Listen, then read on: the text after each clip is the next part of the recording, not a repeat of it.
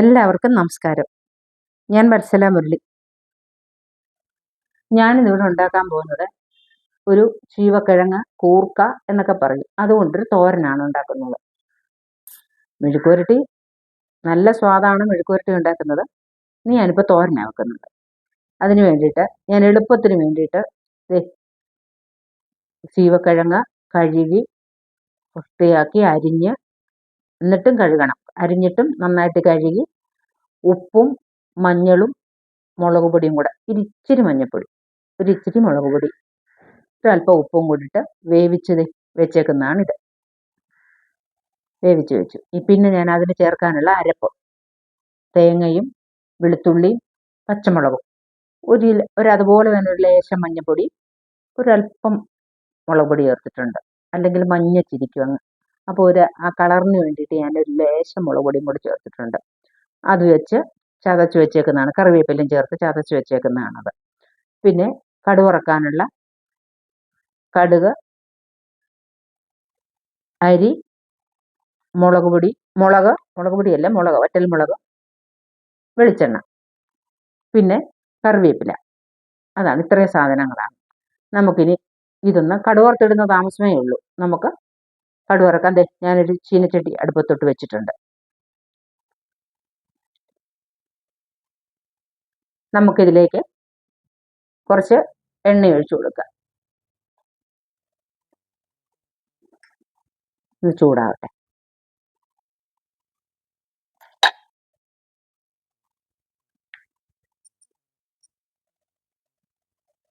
കടുകിട്ട് കൊടുക്കുക. ഈ കൂർക്കയ്ക്ക് പല നാട്ടിലും പല പേരാ പറയുന്നത്. ചിലർ കൂർക്ക എന്ന് പറയും, ചിലർ ചീവക്കിഴങ്ങെന്ന് പറയും, പല പേരുകളുണ്ട്. ഇത് മെഴുക്കുവരട്ടി വെച്ച് നല്ല മൊരിച്ച് എടുക്കാൻ നല്ല ടേസ്റ്റാണ് ഇത് കൂട്ടാൻ. ഒരു ദിവസം നമുക്കത് വെക്കാം. ഇപ്പം തോരനാണിപ്പം. കറിവേപ്പിലയിട്ട് നമുക്കിനി അരി ഇട്ട് കൊടുക്കാം. ഇവിടെ അരി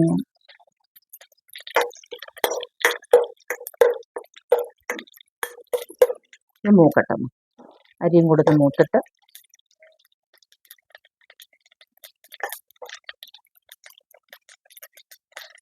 നന്നായിട്ട് മൂക്കണം. പച്ചരി ഇടരുത്, പച്ചരി ഇട്ടാൽ ടേസ്റ്റ് കിട്ടത്തില്ല.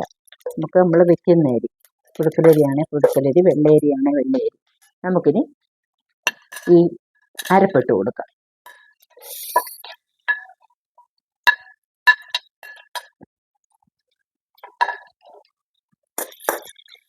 നന്നായിട്ട് ഇളക്കിയിട്ട് ഉപ്പിട്ടാൽ ഞാൻ ചീവക്കിഴങ്ങ് വേവിച്ച് വെച്ചേക്കുന്നത്. നമുക്ക് എന്നിട്ട് അത് ചേർത്തിട്ട് ഉപ്പ് വേണമെന്ന് നോക്കാം, എന്നിട്ട് ചേർത്താൽ മതി ഉപ്പ്. ചിലപ്പം ഉപ്പ് കൂടിപ്പോയാലോ, അതുകൊണ്ട് ഇത് കഴുകിയ വെള്ളം ഒരു തുള്ളി ഒഴിച്ചു കൊടുക്കുക. അപ്പോൾ ഇതങ്ങ് വെന്തോളും. അരപ്പിൻ്റെ പച്ചമണം അങ്ങ് മാറട്ടെ.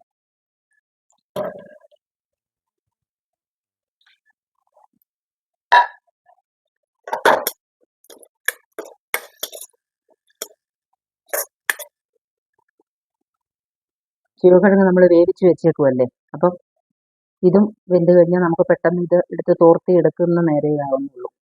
അല്ലെങ്കിൽ പിന്നെ പച്ചോടുകൂടി ഇടാൻ പറ്റത്തില്ല. പിന്നെ അരപ്പ് മുക്കാൻ പിന്നെ നമ്മൾ വെച്ചുകൊണ്ടിരിക്കേണ്ടി വരും. ഇതിപ്പോൾ വേവും.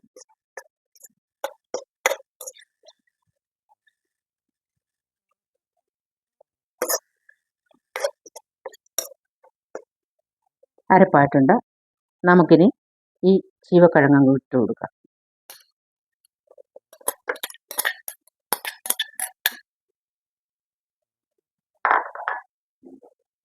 നന്നായി ഇളക്കി കൊടുക്കാം.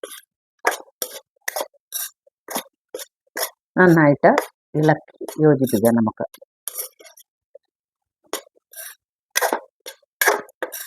വെള്ളമയമൊന്നുമില്ല, വെള്ളമയം എല്ലാം വറ്റി. നമുക്ക് എന്നാലും ഒന്നുകൂടെ ഒന്ന് ഇരുന്നോട്ടെ, ആ അരപ്പുമായിട്ടൊന്ന് ചീവക്കിഴങ്ങൊന്ന് യോജിക്കട്ടെ. നമുക്ക് എന്നിട്ട് വാങ്ങി വയ്ക്കാം.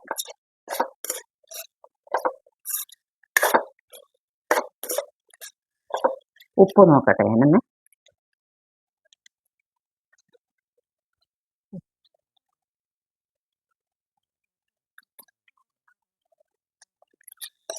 ഉപ്പുണ്ട്, ഉപ്പൊക്കെ ഉണ്ട്. അപ്പോൾ നമ്മുടെ ചീവക്കിഴങ്ങ് റെഡി ആയിട്ടുണ്ട്.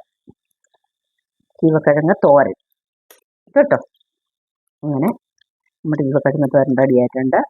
നമുക്ക് തീ ഓഫ് ചെയ്യാം.